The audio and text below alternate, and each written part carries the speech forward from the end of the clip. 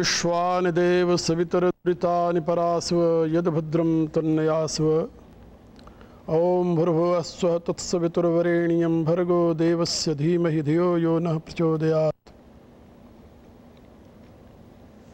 करुणानिधान भगवान श्री राम की करुणा आप सभी के लिए कल्याणकारिणी हो, यह मेरी आंतरिक शुभकामना। मैं जानता हूँ जो लोग भारत से बहुत दूर आकर बसे हैं उनके लिए यहाँ एक बहुत बड़ी समस्या है, और वह समस्या है कि यहाँ के वातावरण में अपने धर्म और संस्कृति को कैसे संभाले रखा जाए। यहाँ उत्पन्न हुए जो हमारे बच्चे हैं उनके लिए चारों तरफ का वातावरण बिल्कुल भिन्न है, और जो हमारी अपनी संस्कृति और सभ्यता है उसका वातावरण बिल्कुल दूसरा है।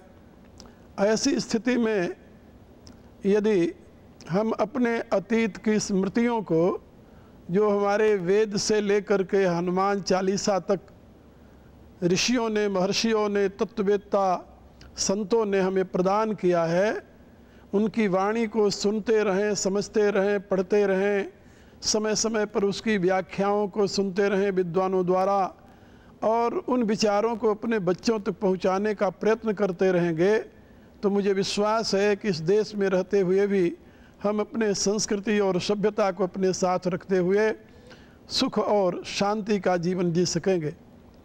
मेरे विश्वासानुसार भारत का प्रत्येक व्यक्ति जो यहाँ रहता है वह अपने देश का प्रतिनिधित्व करता है। उसका रहन सहन, उसका व्यवहार, उसकी दिनचर्या यहाँ के लोगों के लिए भारत के प्रतिबिंब को अभिव्यक्त करने वाली होनी चाहिए। यदि ऐसा है तो वह अपने देश का पूर्ण रूप से प्रतिनिधित्व करता है, ऐसा मैं स्वीकार करता हूँ। और मैं ये भी जानता हूँ कि ये विज्ञान का युग है, और इस विज्ञान के युग में वही धर्म, वही संस्कृति, वही सभ्यता मानव के लिए हितकारी और उपयोगी सिद्ध हो सकती है, जो विवेक सम्मत हो, बुद्धि सम्मत हो, ज्ञान सम्मत हो। जो केवल अंधविश्वास पर प्रतिष्ठित है या मान्यताओं पर प्रतिष्ठित है, उस सभ्यता, संस्कृति और धर्म को वर्तमान का व्यक्ति ग्रहण नहीं कर पाएगा और अपने साथ नहीं रख पाएगा। इसलिए मेरी ये राय है कि वेद से लेकर के हनुमान चालीसा तक जो कुछ भारतीय संतों ने, ऋषियों ने, महर्षियों ने हमें दिया है वह तत्वदृष्टा मनीषियों की वाणी है, और वह पूर्ण विज्ञान सम्मत है, वह ज्ञान सम्मत है, वह युक्ति सम्मत है, तर्क सम्मत है, बुद्धि सम्मत है। इसलिए उनके बताए हुए मार्ग पर चलने से ही केवल भारतीय हिंदुओं का ही नहीं बल्कि विश्व के मानव का हित हो सकता है। उसके लिए और कोई दूसरा रास्ता दिखाई नहीं देता। मैं एक दार्शनिक होने के नाते आग्रह रहित होकर के ये बात कहने जा रहा हूँ कि वैदिक विज्ञान के प्रकाश में ही मानव जाति अपने आप को सुव्यवस्थित और विकसित कर सकती है, अपने अंतर में शांति और सुख का साम्राज्य स्थापित कर सकती है। मरने के बाद स्वर्ग का प्रलोभन मनुष्य के लिए वर्तमान में शांति का हेतु बनेगा वा नहीं, यह मैं नहीं कह सकता, लेकिन जीते जी शांति और सुख के रास्ते को यदि मानव समाज नहीं अपना पाता तो वह कभी भी अपने जीवन में सुख शांति का अनुभव नहीं कर पाएगा। और वह रास्ता है वेद का बताया हुआ, वह रास्ता है तत्ववेत्ता ऋषियों का बताया हुआ, वह रास्ता उन संतों का बताया हुआ है जिन्होंने उस परम सत्य को साक्षात्कार किया था। हमारे यहाँ वैदिक विज्ञान में जीवन के लिए दो प्रकार के सत्यों को समझना और जानना अनिवार्य बताया गया है। एक वह सत्य है जिसे पारमार्थिक सत्ता कहते हैं, और दूसरा वह सत्य है जिसे व्यवहारिक सत्ता कहते हैं। इन दोनों का ज्ञान होना परम आवश्यक है, और इन दोनों के ज्ञान के लिए हमारे यहाँ दो शब्दों का प्रयोग है, ज्ञान और विज्ञान। व्यवहारिक सत्ता को सामान्य रूप से जानना ज्ञान है, और पारमार्थिक सत्ता को सूक्ष्मतम दृष्टि से देखना, समझना, अनुभव करना वह विज्ञान है। भारतीय दर्शन में विज्ञान का यही स्वरूप है और ज्ञान और विज्ञान के प्रकाश में ही जीवन के विकास की विधा निहित है। मुझे विश्वास है कि वर्तमान का मानव ज्ञान विज्ञान युक्त धर्म दर्शन संस्कृति और सभ्यता को अपना करके अपने जीवन को विकास की दिशा में आगे ले जाएगा। यही एकमात्र शांति का उपाय है। इसके विपरीत अंधविश्वास और अंध मान्यताओं के द्वारा मनुष्य में न तो शांति ही आ सकती है और न तो सुख का ही भाजन हो सकता है। वर्तमान की दृष्टि से भी उसकी कोई उपयोगिता नहीं है, ऐसा मैं समझता हूँ। इन्हीं शब्दों के साथ मैं फिर कभी आप लोगों से मिलूँगा और फिर आपको ज्ञान विज्ञान युक्त शाश्वत सनातन धर्म के संबंध में कुछ बताऊँगा। अभी तो मैं अनंत शुभकामनाओं सहित बहुत बहुत आशीर्वाद देते हुए अपनी वाणी को ही विराम देता हूँ। हरि ओम तत्सत्। ओम यो वै श्री रामचंद्र स भगवान अद्वैत परमानंदात्मा यत् परब्रह्म भूर्भुवः स्वः तस्मै वै नमो नमः। रामं रामानुजं सीतां भरतं भरतानुजं सुग्रीवं वायुसूनं च प्रणनमामि पुनः पुनः। करुणा निधान भगवान श्री राम की करुणा आप सभी के लिए सदैव मंगलकारिणी हो, यह मेरी आंतरिक शुभकामना। इस समय दुनिया में धर्म और विज्ञान ये दो विचारधाराएं भिन्न भिन्न रूप से चल रही है। जो बुद्धिवादी हैं उनकी ऐसी मान्यता है कि विज्ञान ही मनुष्य के लिए सुख और समृद्धि का हेतु बन सकता है, किंतु जो आस्थावादी हैं उनका ये मानना है कि धर्म के अभाव में विज्ञान मनुष्य के लिए सुख और शांति का साधक नहीं बन सकता। मेरी इस विषय में राय है कि जब तक धर्म और विज्ञान का यथार्थ रूप मनुष्य के समझ में नहीं आएगा तब तक मनुष्य कभी भी न तो भौतिक सुख सुविधा से सुखी होगा और न तो आध्यात्मिक उन्नति ही कर पाएगा। धर्म और विज्ञान में विरोध नहीं है। मेरे विचार से धर्म और विज्ञान दोनों एक दूसरे के पूरक हैं। बुद्धि के प्रकाश में जो कुछ सत्य समझा जाता है उसे विज्ञान कहते हैं। वह सत्य चाहे प्राकृत हो चाहे अप्राकृत। प्राकृत कहने का अभिप्राय कि चाहे वह नेचर से संबंधित हो व स्पिरिट से। Whatever you are knowing through your wisdom through your intellect, that is called truth, और that truth can be related with nature or spirit. There are two things in the world we are seeing, one is sentient and other is insentient. And sentient beings are called spirit, and insentient nature, energy is called nature. So nature and spirit, they are two things, and both are knowable for humankind. यदि मनुष्य प्रकृति के विषय में समग्र रूप से जानना चाहे तब भी उसे बुद्धि का प्रयोग करना होगा, और यदि उसे आत्मा के विषय में जानना है तब भी बुद्धि का प्रयोग करना होगा। बुद्धि के सिवा और कोई दूसरा रास्ता नहीं है। तो जो कुछ बुद्धि के द्वारा जाना जाता है उसे विज्ञान कहते हैं। जहाँ पर परोक्ष ज्ञान है उसे ज्ञान कहते हैं, जो अपरोक्ष हो जाता है उसे विज्ञान कहते हैं। हमारी दार्शनिक भाषा में यही उसका विश्लेषण है। परोक्ष ज्ञान माने जो हम पुस्तक के द्वारा, जो हम अपने इंद्रियों के द्वारा, जो बाहर के वातावरण के द्वारा हम जानते हैं उसको परोक्ष ज्ञान कहते हैं। जो गुरु मुख से सुन करके जानते हैं उसे परोक्ष ज्ञान कहते हैं। और जो हम अध्यात्म की साधना द्वारा, मेडिटेशन द्वारा, ध्यान द्वारा और चिंतन द्वारा जिस सत्य का साक्षात्कार करते हैं उसे अपरोक्ष ज्ञान कहते हैं। तो परोक्ष ज्ञान व अपरोक्ष ज्ञान दोनों ही विज्ञान की सीमा में आता है। भारतीय दर्शन में इसे ज्ञान विज्ञान दो नाम दिया गया है। भगवान ने इसे ज्ञानम तेहम सविज्ञानम इदम वक्ष्यामि शेषतः, ऐसा गीता में कहा है। और हृदय से संबंधित जो कुछ भी स्वीकार किया जाता है, जो मान्यता अपनाई जाती है, जो भाव अपनाया जाता है, उसको धर्म के साथ जोड़ा गया है।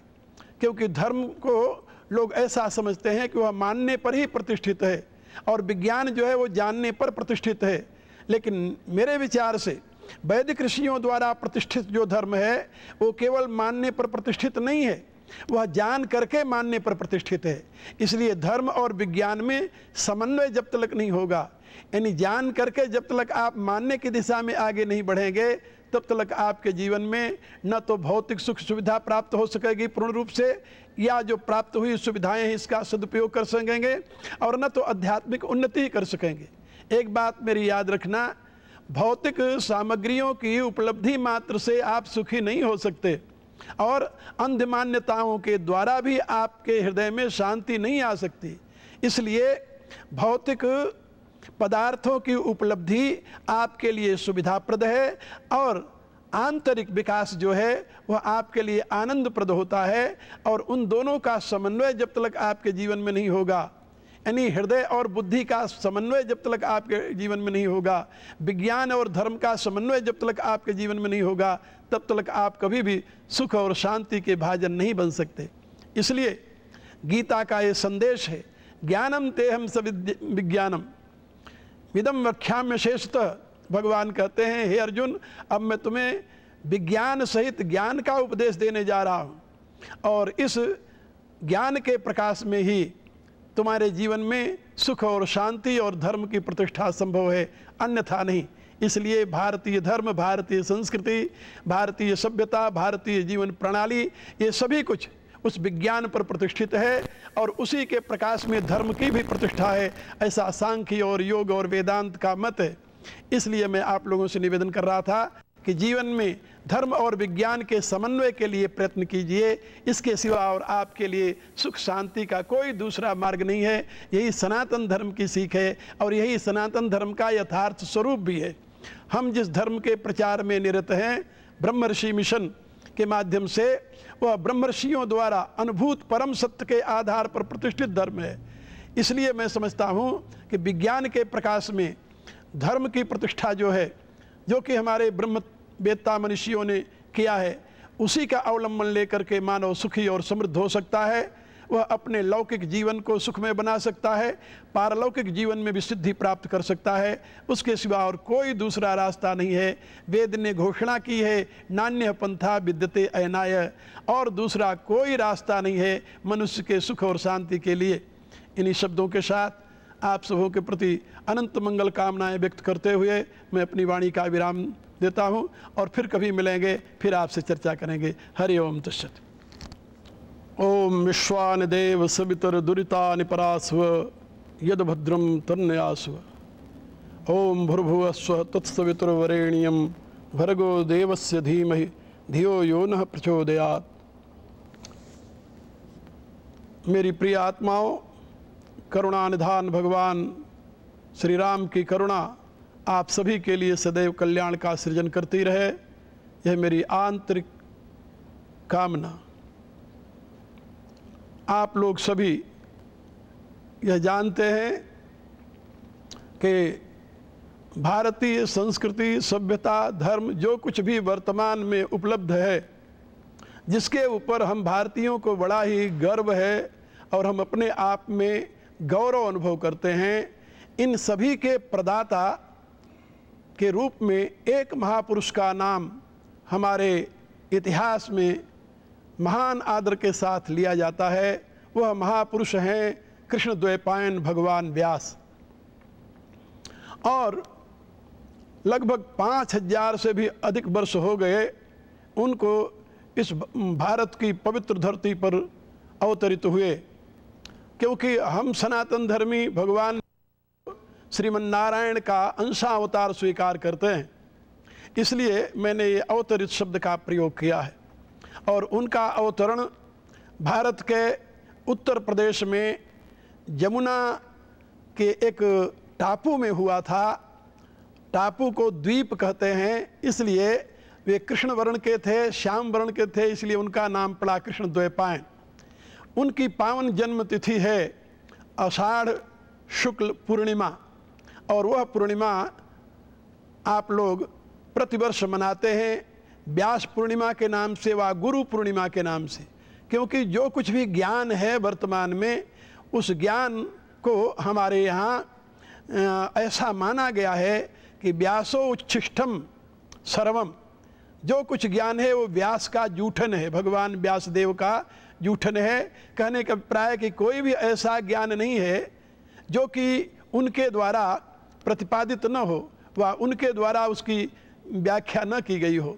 श्री महाभारत को हमारे यहाँ विश्वकोश मानते हैं, जो 1 लाख छंदों का ग्रंथ है, 1 लाख श्लोकों का ग्रंथ है, वह विश्वकोश है।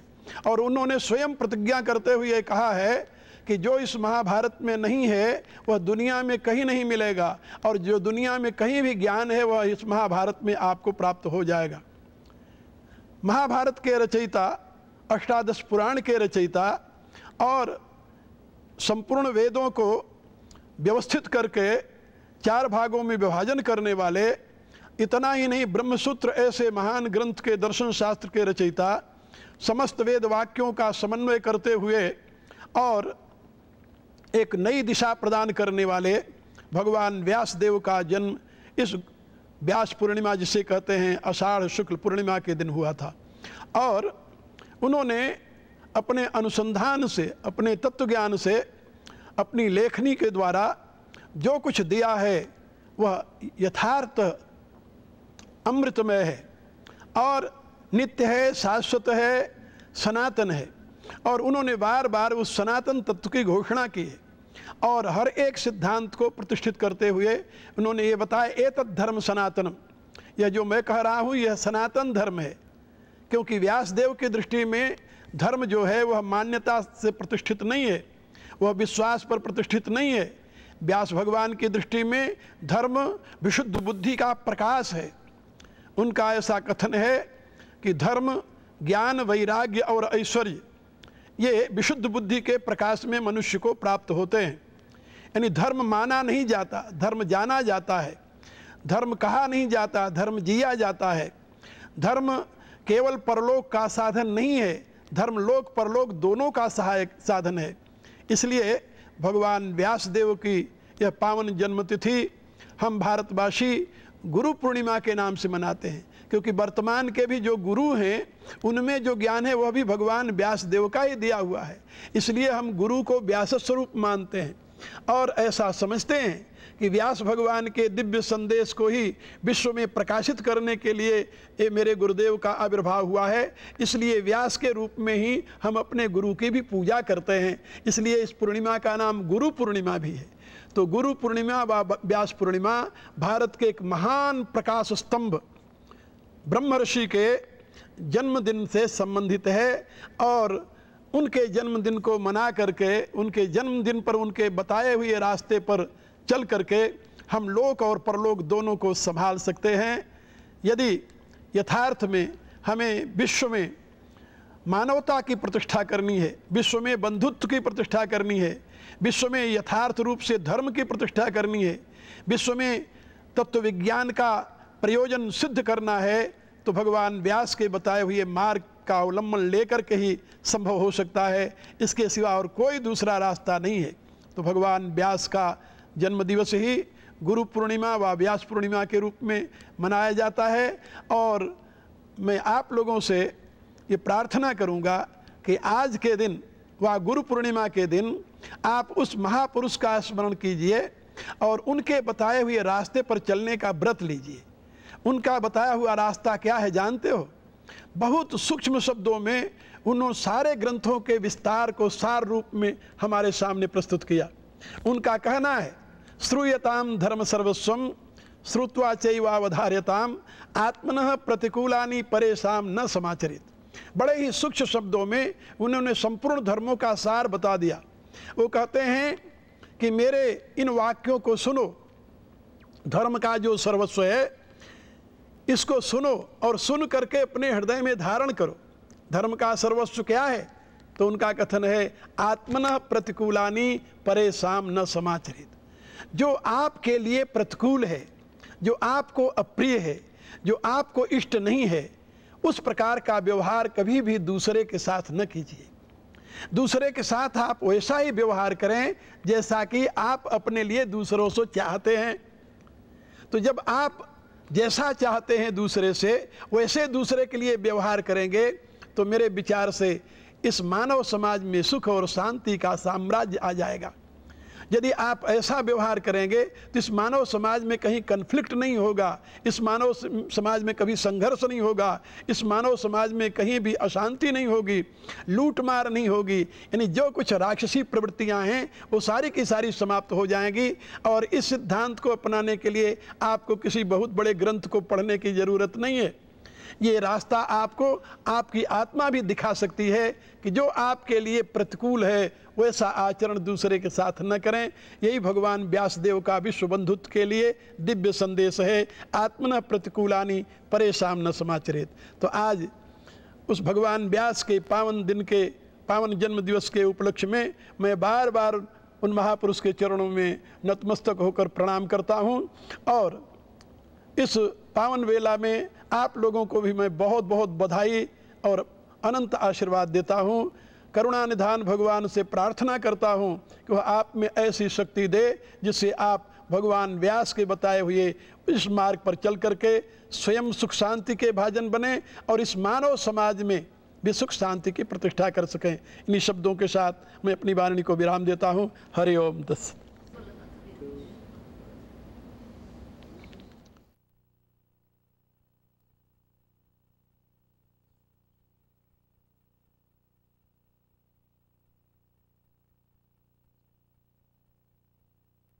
परिपूर्णलोचनम नौमि मारुतिम राक्षसांतकम। परावर रूप में उपस्थित मेरी प्रिय आत्माओं, करुणा निधान भगवान श्री राम की करुणा आप सभी के लिए सदैव कल्याण का सृजन करती रहे, यह मेरी आंतरिक शुभकामना। भगवान मर्यादा पुरुषोत्तम श्री राम का जीवन मानव मात्र के लिए यथार्थ लोक और परलोक के लिए हितकारी जीवन जीने की सीख देता है। मेरे विचार से रामायण की महत्ता केवल भारत में रहने वाले हिंदुओं के लिए ही नहीं है। आप लोगों को शायद ये पता होगा, जिस समय रामानंद सागर द्वारा प्रचारित रामायण के एपिसोड चलते थे भारत में, तो उस समय भारत की प्रत्येक वर्ग के लोग यानी सारी जनता उसको बड़े आदर के दृष्टि से देखती थी। लोगों को ये नहीं था कि ये हिंदुओं का है या मुसलमानों का है या क्रिश्चियनों का है या यहूदियों का है या किसी और का है। सभी भारत की जनता उसको बड़े श्रद्धा और प्रेम के साथ देखती रही है और उसके प्रति अपनी सद्भावना व्यक्त करती रही है, आनंदित होती रही है। क्योंकि जो मर्यादा पुरुषोत्तम का जीवन है वह मानव मात्र के लिए आदर्श है। एक बात और मैं निवेदन करूं, जिस समय भगवान राम का अवतरण हुआ था उस समय ये मानव जाति अनेक भागों में विभाजित नहीं थी। उन दिनों न तो कहीं पर यहूदी का स्थान था, न ईसाई का था, न मुसलमान का था, न वहाँ पर कोई अन्य का था, क्योंकि राम तो हज़ारों वर्ष पूर्व हुए। हमारे हिसाब से तो उनको हुए 8,69,000 वर्ष हो गए। लेकिन इस अमेरिका का एक प्रोफेट था जिसका नाम था एडगर केसी, जो वर्जीनिया बीच पर रहने वाला था। उसने अपने उस ट्रांस की अवस्था में ये कहा कि भारत में राम का अवतार या राम का जन्म 96,000 वर्ष पहले हुआ था। ये उसकी घोषणा है एडगर केसी की। तो मैं आप लोगों से निवेदन कर रहा था कि राम का अवतरण तब हुआ था जबकि ये मानव जाति अनेक भागों में विभाजित नहीं थी, अनेक नामों से बटी हुई नहीं थी और राम मानव मात्र के लिए आदर्श स्वीकार किए गए हैं। इसीलिए महर्षि वाल्मीकि ने ये घोषणा की है, रामो विग्रहवान धर्म। राम साक्षात धर्म की मूर्ति है। अब आप देखिए धर्म का स्वरूप क्या है। राम इसको बताते हैं कि धर्म का स्वरूप है त्याग। सायंकाल को गुरु वशिष्ठ द्वारा उनको ये संदेश मिलता है कि राम आप सब संयम कीजिए। तुलसीदास जी लिखते अपनी रामायण में, राम करो सब संयम आजू, जो विधि कुशल निबाहई काजू। हे राम, आज आप सब प्रकार से संयम का यानी पालन कीजिए। किस लिए गुरुवर, क्या बात है? कहा यदि विधाता सब प्रकार से कुशल पूरा एक कार्य पूरा कर दे तो राव सजऊ अभिषेक समाजू, चाहत देना तुम्हें जू राजू। हे रघुवर, महाराज दशरथ ने तुम्हारे युवराज पद की सारी व्यवस्था कर ली है और कल प्रातःकाल तुम्हें राज्य प्रदान करना चाहते हैं।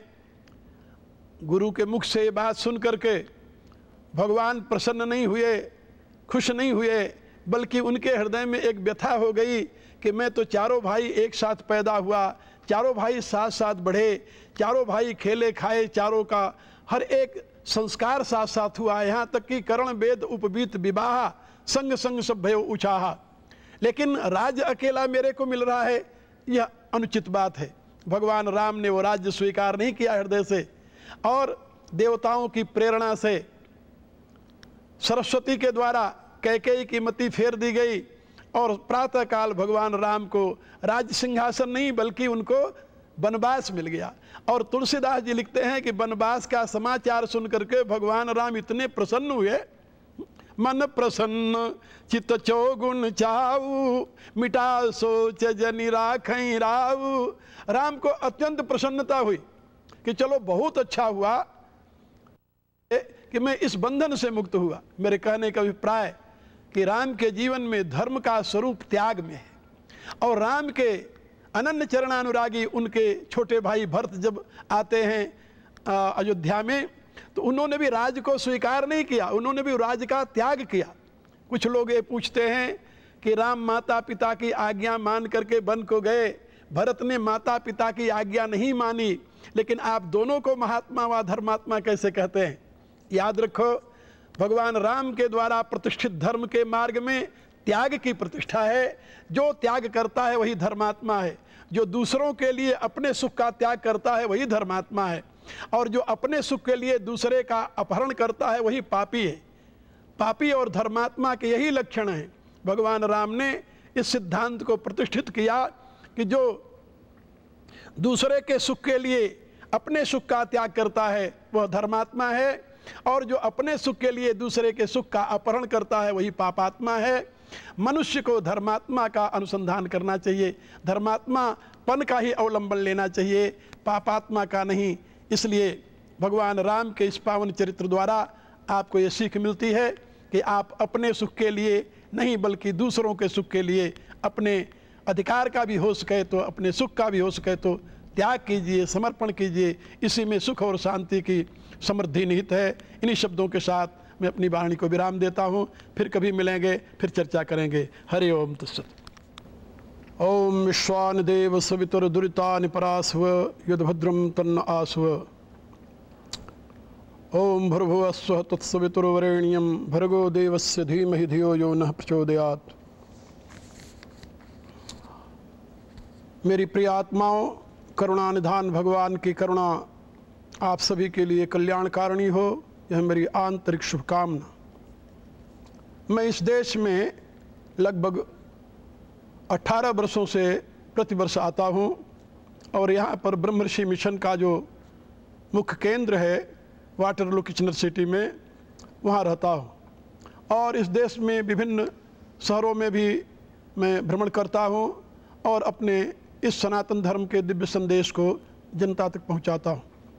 लेकिन इस बार दिव्य दुर्गा ज्योति जो आपको सदैव शाश्वत सनातन धर्म के दिव्य संदेश को सुनाया करती है और इसके विषय में परिचय कराया करती है, उसके माध्यम से इस कार्यक्रम का आयोजन किया गया और मुझे आप लोगों तक पहुंचने का यह शुभ अवसर प्रदान किया।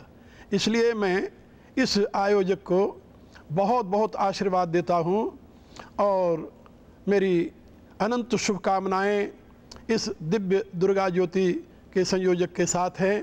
मुझे विश्वास है कि इस प्रकार से भारतीय दर्शन, भारतीय धर्म, भारतीय विचारधारा, भारतीय संस्कार आप लोगों तक पहुंचते रहेंगे और समय समय पर जो भारत के प्रतिष्ठित विद्वान हैं उनके दिव्य संदेश भी आपको सुनने को मिलता रहेगा। मैं आप लोगों को आज एक विशेष बात बताने जा रहा हूं। जिस राम कथा को सुन करके आज देश और विदेश के करोड़ों लोग श्रद्धा युक्त होकर के सद्धर्म का पाठ सीख रहे हैं, सद्धर्म के मार्ग पर चलने के लिए प्रेरित हो रहे हैं, उस राम कथा के मूल रचयिता तो महर्षि वाल्मीकि हैं, लेकिन महर्षि वाल्मीकि के द्वारा रचित राम कथा संस्कृत में होने से सर्वसुलभ नहीं। वही महर्षि वाल्मीकि जी इस कलयुग में तुलसी के रूप में आकर जन्म लिए और गोस्वामी तुलसीदास जी के रूप में उन्होंने जिस राम कथा का गायन